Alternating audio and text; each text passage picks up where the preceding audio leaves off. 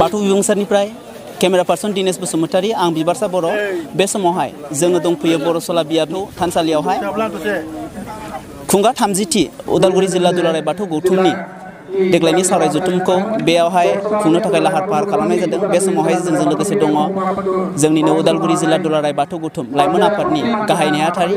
बे समावहाय गाहाय नेहाथारि बिथांनिसिम दिनैनि बे हाबाफारिनि सोमोन्दै बुंनानै होफिननो थाखाय आङो गुरै खावलायगोन। खुलुमबाय। बे समावहाय बाथौ बिबुंसारनि रादाब बुथुमगिरि बिथांमोननिसिम जिल्ला गौथुम जानानै साबायखर जासिग्रोनाय थाबाय। बाथ्राया जाहैबाय मा उदालगुरि जिल्ला दुलाराय बाथौ गौथुमा दिनै 30थि खुंगा उदालगुरि जिल्ला बाथौ लाइमोन आफादनि सावरायमेला बरसला बियाब दुलाराय बाथौ गौथुमनि बानजायनायावहाय बरसला बियाब दुलाराय बाथौ गौथुमनि बड'सा नोगोर बाथौ थानसालियाव साननैनि हाबाफारिजों जिल्ला गौथुमा बे हाबाफारिखौ लानाय जादों।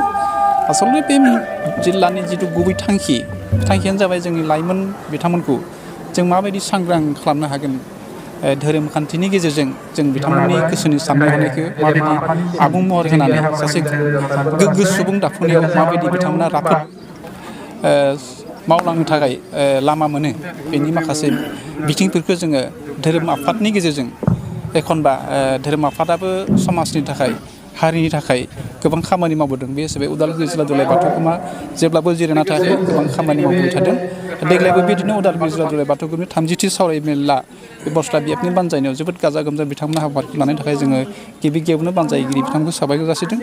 बेनो उदालगुरि जिल्लाया बेबायदि खुंफुंबाय थानाय जागोन आरो उदालगुरि जिल्लानि थांखिया बेनो जे जोंनि लाइमोन समाजखौ जों धोरोमनि बेलायाव बोरै सांग्रांथि खालामनो हागोन आरो सासे गोग्गो सुबुं जानो थाखायबा सासे लाइमोननि माबायदि आखुथायफोर नांगौ, माबायदि सांग्रांथि नांगौ, माबायदि बिथांमोना सासे फुंखा सुबुं जानो हागोन, बेनि गासै बाथ्राखौ जोङो सावरायमेलनि गेजेरजों माखासे फुंखा सुबुंफोरखौ लाबोनानै जों बिथांमोननि गेजेरजों बुंहोनाय जायो। आरो फुंखा सुबुंना बिथांमोना जिहेतु साक्सेसफुल पार्सन हिसाबै जोंनि गोदान जाखांफुनाय लाइमोनफोरखौ गोबां माखासे बोसोन आरो बिथांमोननि जिथु जाखांफुनाय बेनि माखासे बाथ्राफोरखौ बिथांमोना फोरमायनो हायो आरो जोंनि लाइमोनफ्राबो बेनि देरहासारनायनि जिथु लामाफोरखौ बिथांमोना मोनदांनो हायो। बेबायदि माखासे थांखि नोजोरजों लानानै लाइमोन आफादा दिनै 30थि खुंगा उदालगुरि जिल्ला दुलाराय बाथौ गौथुमनि सावरायमेला जाबाय। देग्लाय जोबोद गाजा गोमजायै खुंफुंनो थाखाय जों लाना थादों। दा बे बाथ्राया जाबाय मा जोंनि उदालगुरि जिल्ला दुलाराय बाथौ गौथुमनि आवथायाव मोन 22 बियाबफोर दङ। मोन 22 बियाबनिफ्राय मोनफा बियाबनिफ्राय जों 7 थान्दै लिंहरनाय जादों। अब्लाबो जोङो जोंनि बे दिनैनि सावरायमेलावहाय मोन 22 बियाबखौ मोननो हाबाय आरो जोंनि जिल्ला गौथुमनि थांखिया नोजोर बायदि बिथांमोना फैनायनि थाखाय जों गासिबो जोंनि मोन 22 बियाब आफादनि दैदेनगिरिजों लोगोसे सिबियारि बिथांमोनखौ जोबोद गोजोननाय मोनदों हाबाफारि बाहागो लाफैनायनि थाखाय। आरो जोंनि हाबाफारियाबो जों बिथांमोननि मदद आरो हेफाजाबजों जाफुंनो हागोन। बानजाय आफादाबो नाजाबाय थादों। उदालगुरि जिल्लानि गासिबो दैदेनगिरि गासिबो बिथांमोना फैनो हादों आरो जोंनि गाबोननि जिथु गेवलां मेल बेयाव जोङो गोबां माने अलंबार दाननो हास्थायनायनि गेजेरजों माखासे आलासिफोर लाबोनाय जादों, फुंखा सुबुंफोर बिथांमोना गाबोननो लाइमोन समाजनि गेजेराव सांग्रांथिनि गेजेराव माखासे मेसेज होगोन एबा खौरां होगोन।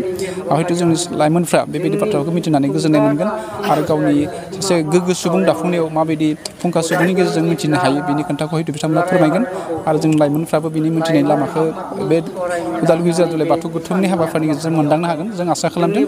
जिहेतु जोंनि गासिबो जिल्लानि दैदेनगिरिफ्रा लाइमोनफ्रा जाहाथे बे गाबोननि हाबाफारियाव बाहागो लायो, जोङो जिल्ला गौथुमनि जानानै खावलायदों।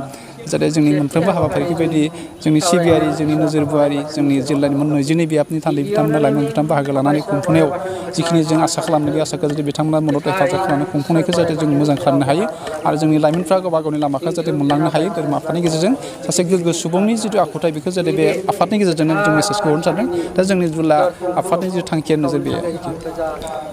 गोजोन्थों, जोबोद जोबोद साबायखर थाबाय।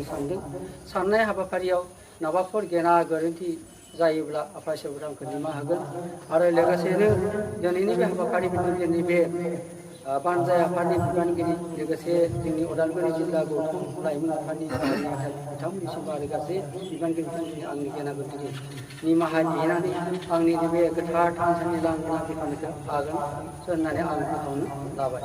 एसेयावनोसै।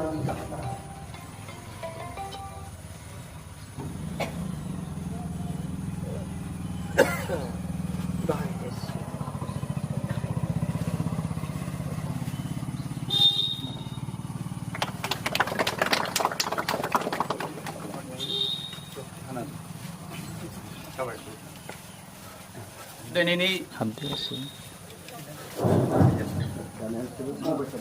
उदालगुरि बे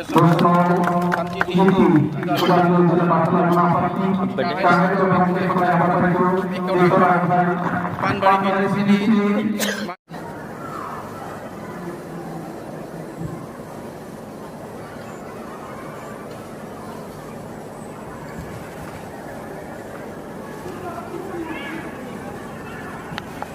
Terbaik, terkait jadi maafkan sim, jadi dia apa di dalam sabar pasrai, dengan siapa pada bah.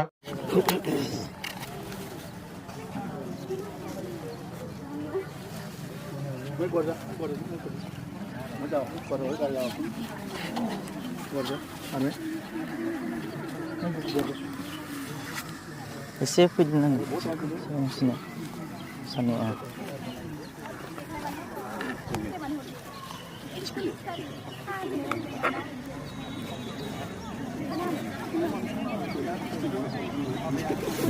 लोगोसे जिल्ला गासैबो आसारि नोंथांमोन बरसलामि दुलाय बाथौ गौथुमनि उदालगुरि जिल्ला दुलाय बाथौनि खुंफुं आफादखौ मावसोमनानै पान्जाब पार्टी मानगोनां आफादगिरि आरजों लोगोसे बिथांनि मानगोनां बिबानगिरि नोंथांमोन लोगोसे बरसलाम ओनसोलनि गासैबो मानगोनां सिबिजाथाव terbaik, terkait jadi maafkan sim, jadi dia apa di dalam sabar pasrai, dengan siapa pada bah.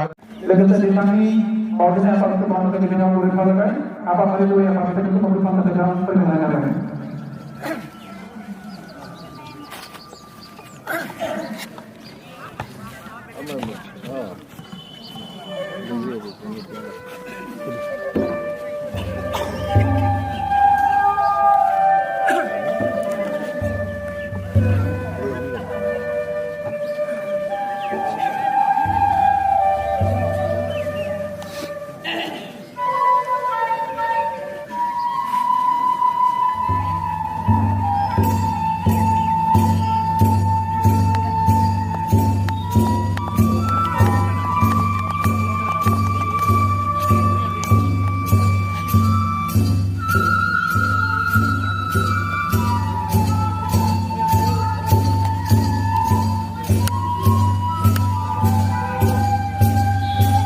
Kemudian jalan, Indonesia Barat, Pantai Parti Managil Afagiri, Legacy Konsorsium di sini masih ini, tapi tangguh, dari tahun ini sih orang Kongres di Bukit lagi nanti kalau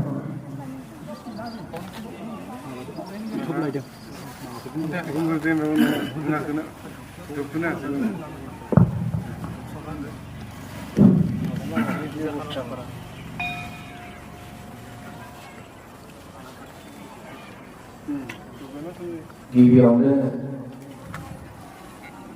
जाय रुंसारिनि मुङै बे सावरायसालिखौ बेखेवनो सानदों बिथां रुंसारियानो आंनि गावनि